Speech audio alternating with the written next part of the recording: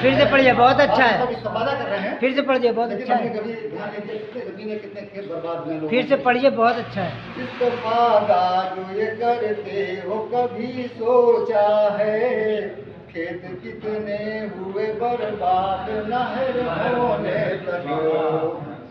और शेर का शेर पढ़ेगा फरमाए, ऐ नजारो कभी सोचो तेरी ज़ेबाई को, ऐ नजारो कभी सोचो तेरी ज़ेबाई को, कितने कतरे हुए कुर्बान लहर होने तक, कितने कतरे हुए कुर्बान लहर होने तक, नजारों कभी सोचो तेरी ज़ेबाई को, कितने कतरे हुए कुर्बान लहर होने तक।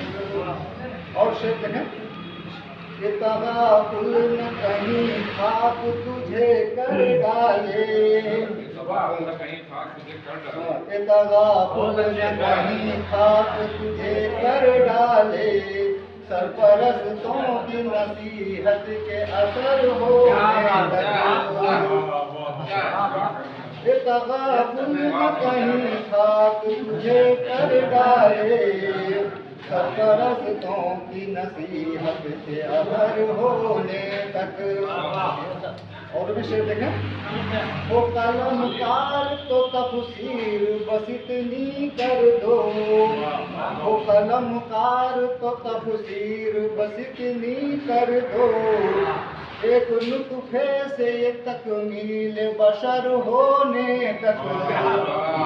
वो कलमकार तो तफसीर बस इतनी कर दो, एक लुत्फे से ये तकमील बशर होने तक। और मकसद